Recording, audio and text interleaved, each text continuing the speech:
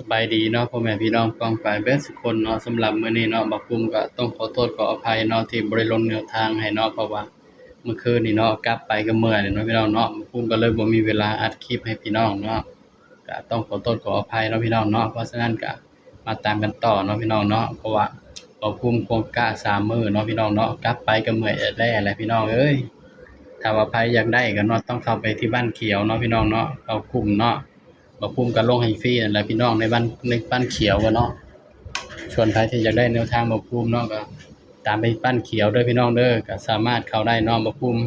ให้เข้าฟรีพี่น้อง งานมันถือค่อยแบ่งน้ำจิตน้ำใจให้บักปุ้มก็ได้เนาะพี่น้องเนาะกลับมาตามกันต่อเนาะสำหรับลาเวกต้าเนาะพี่น้องงวดวันที่22เด้อพี่น้อง2มีนาเนาะ68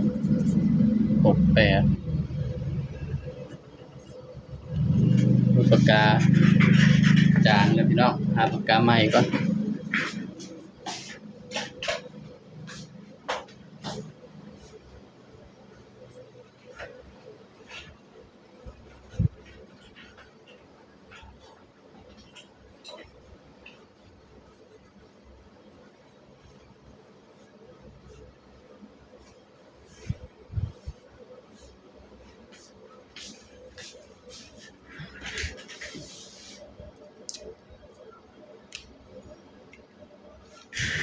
สำหรับลาเวกต้าเนาะพี่น้องเนาะ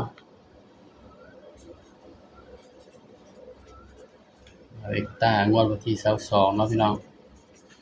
ก็มาเบิ่งนำกันเนาะบักปุ้มสิให้เด่นตัวใดพี่น้องสำหรับมื้อนี้ก็ถือว่าเข้าแต่ตัวเด่นพี่น้องเอ้ยหลุดเนาะมันออก455บักปุ้มให้เด่น4กับ5เนาะมื้อนี้แต่ว่าในบ้านเขียวเนาะแต่ว่า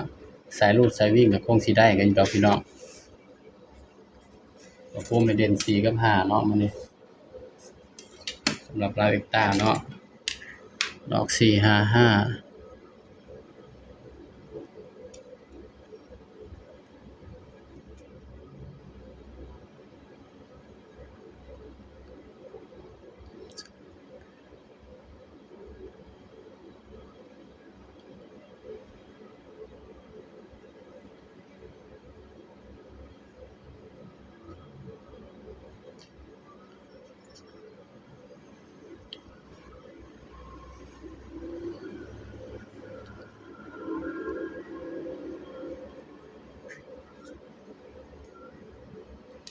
สำหรับตัวเด่นเบอร์อื่นเนาะพี่น้องเนาะ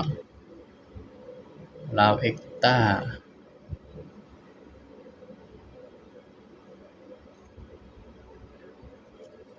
สำหรับเด่นเบอร์อื่น904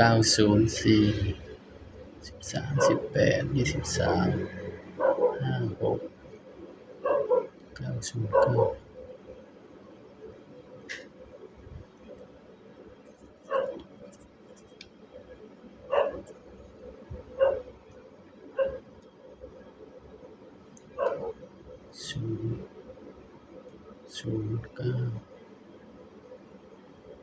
สำหรับเด่นเบอร์อื่นเนาะพี่น้องเนาะลาวเอ็กต้าเด้อพี่น้องเด้อ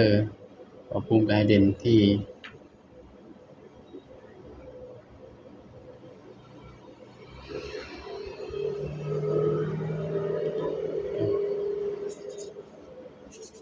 ให้เด่น8กับ9เนาะพี่น้องเนาะสำหรับลาวเอ็กต้าเบอร์อื่นพี่น้องนี่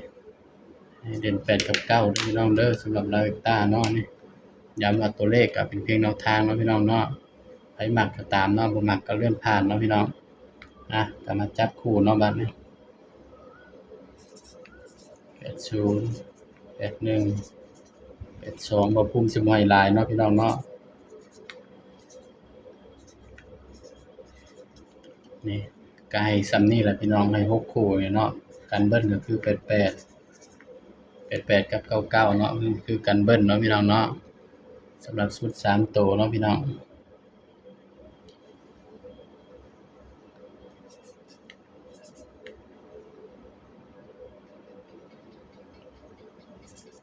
ชุด3ตัว794เด้อพี่น้องเด้อนี่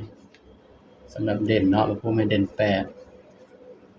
นี่ก็เป็นเพียงแนวทางเนาะพี่น้องเนาะบางเทื่อบ่พุ่งเจาะให้มันก็บ่มาเด้อพี่น้องเด้อสายรูดสายวิ่งก็ไปรูดไปวิ่งเอาเด้อพี่น้องนี่ก็เป็นเพียงแนวทางเนาะสำหรับ ลาวเอกตาเนาะงวดวันที่22เนาะพี่น้องเนาะสำหรับตัวเลขก็มีเข้าแล้วก็มีหลุดเนาะส่วนไผสิบ่อยากพลาดแนวทางของหมอภูมิก็สามารถเข้าไปที่บ้านเขียวได้เนาะพี่น้องเนาะโดยแอดไลน์เนาะพี่น้องเนาะเข้าไปหมอภูมิก็ให้เข้าฟรีแล้วพี่น้องเอ้ยเข้ามาเอาแนวทางเนาะสำหรับคลิปนี้ก็